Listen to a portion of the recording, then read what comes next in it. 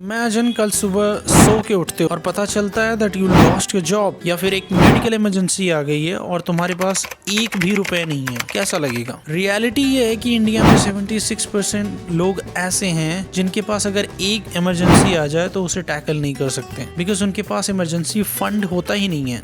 और आयरनी देखो, लोग नए फोन लेने के लिए EMI पे ले लेते हैं, वीकेंड ट्रिप्स प्लान कर लेते हैं, बट एक बेसिक जो सबसे एसेंशियल होता है इमरजेंसी फंड, उसके बारे में कभी नहीं सोचते। मतलब पैसा कमा तो रहे हो बट एक अनएक्सपेक्टेड सिचुएशन के लिए तैयार नहीं हो। ये तो गलत बात है ना।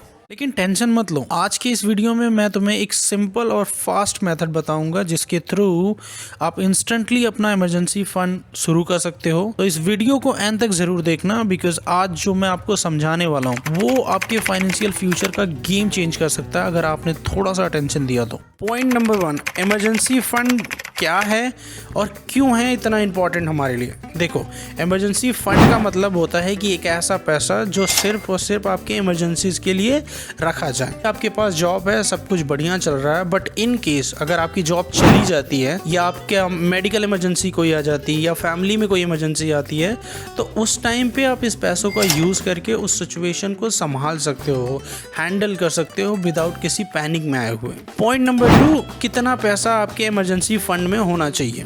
देखो, इसका कोई फिक्स रूल नहीं है बट एटलीस्ट आपके पास 6 मंथ के आपके एक्सपेंस का पैसा आपके सेविंग अकाउंट में होना चाहिए। मतलब अगर आपका महीने का खर्चा मान लो कि 25,000 रुपए है तो आपके पास एटलीस्ट 1,50,000 आपका इमरजेंसी फंड होना चाहिए, ताकि अगर कोई भी इमरजेंसी आए तो उसे यूज करके आप उस सिचुएशन को डील कर सकते हैं विदाउट पैनिक में आए हुए। लेकिन अगर अभी ज्यादा सेविंग नहीं है तो टेंशन मत लो, क्योंकि अब मैं बताऊंगा एक ऐसा सिंपल और इफेक्टिव मेथड जिसके थ्रू आप इंस्टेंटली अपना इमरजेंसी फंड स्टार्ट कर सकते हैं। Point number 3, emergency fund build करने का सबसे फास्ट और इफेक्टिव तरीका।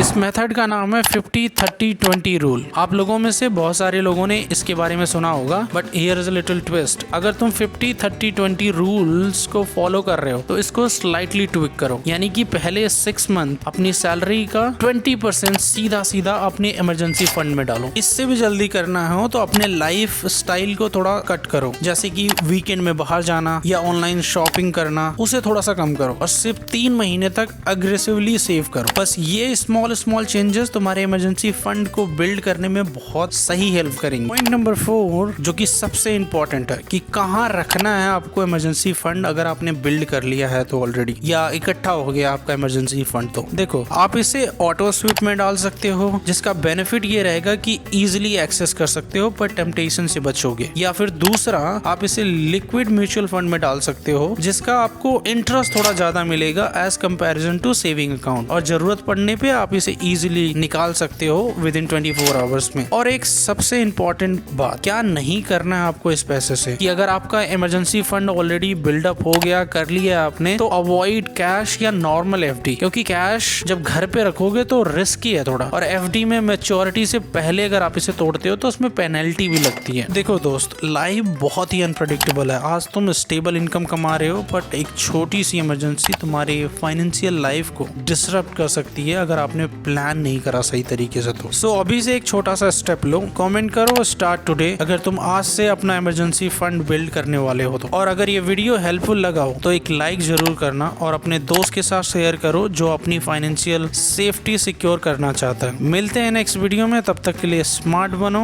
और फाइनेंशियली स्ट्रांग बनो। Thank you so much for the watching this video. Take care and bye bye.